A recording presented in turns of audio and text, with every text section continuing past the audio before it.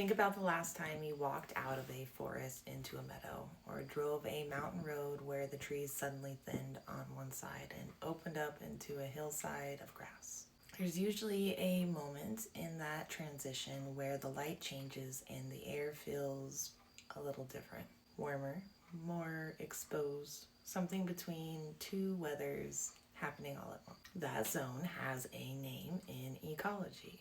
It's called the ecotone, a word coined in 1904, a place where homes are in tension with each other, which I think is one of the most honest scientific nomenclatures I've come across. Because that's exactly what it is. Two different ecosystems pressing against each other, and something unusual happens in the space between. The actual ecology of it turns out to be one of the more interesting ideas I've spent some time with recently. And once you know about it, you notice it everywhere. The basic idea is something like this. The edge between two ecosystems tends to have more species than either ecosystem does on its own. Not just a little more, often dramatically more. The reason is that an animal or plant living at the edge has access to resources from both sides. A deer can shelter under trees and forage in the open meadow.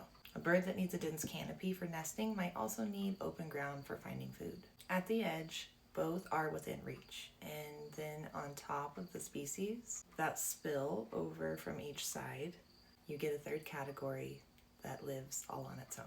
Organisms that don't really thrive in the forest interior or in the open meadow, but are specifically adapted to the boundary conditions. Species that live in the in-between, essentially. Ecologist Eugene Odum wrote about this in 1971. The tendency for increased variety and diversity at community junctions, which he called the edge effect. He noted that songbird density is significantly higher at forest edges than inside the forest. The edge isn't where the forest runs out, it's where it becomes alive and complicated.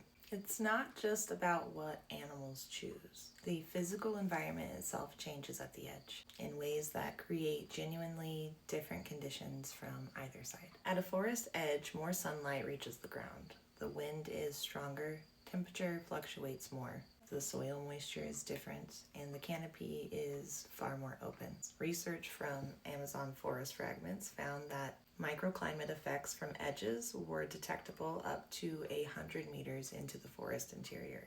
The edge doesn't stop at the visible line where the trees end. It reaches inwards, changing the forest for a long way. And how fascinating is that? It matters enormously for what plants can live there. Plants that can't tolerate deep shade move into the edge zone. Different insects follow. Birds. The whole food web at the edge is structured by the physics of where the canopy stops. Here's where it gets a little complicated, because the ecology is not a simple story. Natural edges where a forest gradually gives way to a meadow because the soil and climate shift tend to support high biodiversity. But edges created by human activity, like a line where a forest gets cut to create a field or a road, can work differently.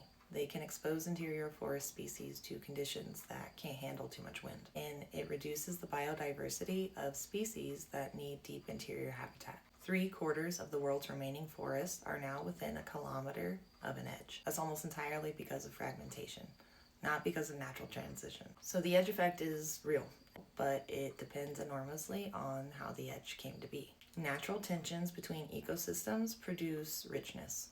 Imposed edges can produce the opposite. In Colorado, especially at the elevations where I spend winter, the tree line is one of the most visible ecotones on Earth. It's that place where the spruce fir thin out and stop and the alpine tundra begins. It's a natural edge created by temperature and wind and the simple limit of what trees can endure. And it is genuinely extraordinary in terms of what lives along it. I've stood at that edge in winter, waiting for snow, and it's one of those places where the world seems to be paying more attention to itself than usual. Both sides are doing something, and the line between them is where you feel it the most. The snowflakes I capture form at altitude in the air above that tree line, above that tension. If you want to see what comes down from those edges in winter, the gallery at preservesnowflake.com has this past year collection of Colorado snowflakes worth taking a look at. Thanks so much for hanging out with me.